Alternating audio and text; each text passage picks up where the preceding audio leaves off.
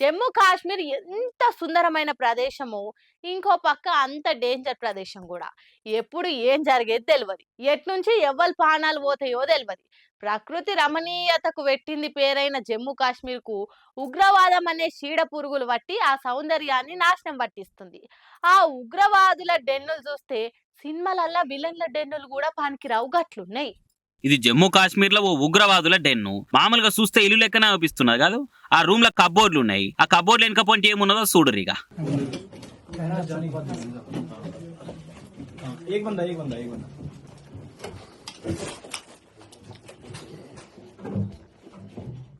Phone दे अंदर अंदर का पूरा वीडियो बनाना सर मोबाइल दे दो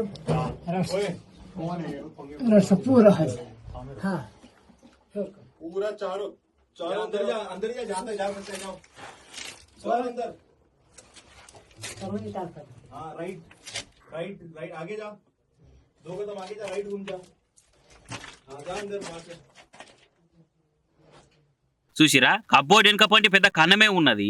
ఆ కన్నలకేంచి పెద్ద డెన్ను ఉన్నది. ఇక అల్లా ఉగ్రవాదిగాలు కూర్చొని మంచిగా తినుకుంటా దాచుకున్నారు. ఎంత బందవస్తున్నదో కదా డెన్ను. కాశ్మీర్ లో బంకర్లు అందరు కట్టుకుంటారు, కానీ ఈ తీరులో హిడెన్ బంకర్ అయితే ఏడ చూడలేదు. అది కూడా మంచి కోసం కాదు, మనుషులను చంపే ఉగ్రవాదిగాలని దాచిన తీరు చూస్తుంటే ఎట్లు కొందరు మనసులో అనిపించబట్టింది.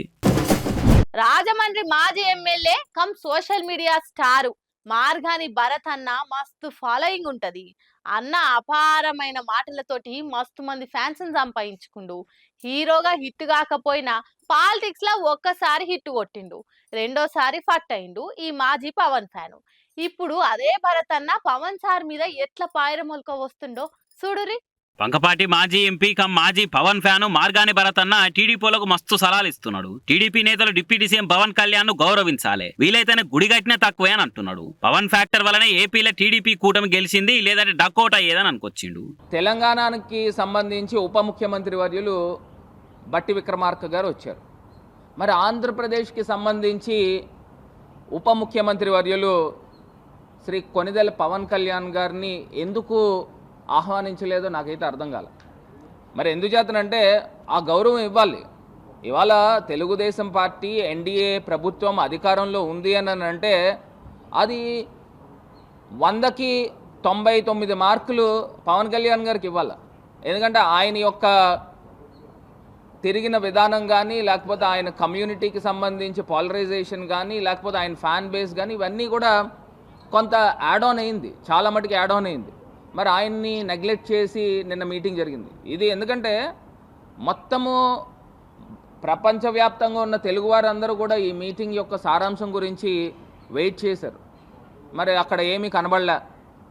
మరి కనీసము కొంత ఫేస్ వాల్యూ ఉన్న పవన్ కళ్యాణ్ గారిని కూడా తీసుకుని వెళ్తే దానికి ఇంకా యాడ్ ఆన్ వాల్యూ వచ్చి ఉండేదనేది నా తాలూకా అభిప్రాయం.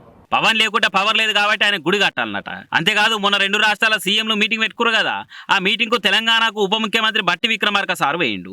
మరి ఏపీ నుంచి ఉప ముఖ్యమంత్రి కొనిదెల పవన్ కళ్యాణ్ గారు ఎందుకు రాలేదు అని అనబట్టిండు. మరి భరత్ నాకు తెలియదా ఎట్లా? ఆయన ఓలేకన కదా అలా పార్టీ తరపున గెలిచి కూటమి మంత్రి అయిన కందుల దుర్గేష్ ను పంపింది. ఏదో అనాలన్నానుడు కాకుండా జర స్టడీ చేసి విమర్శలు చేయే భరత్ అన్న అన్నట్టు పవన్ ఫ్యాన్స్ కూడా సురుకులు పెడుతున్నారు.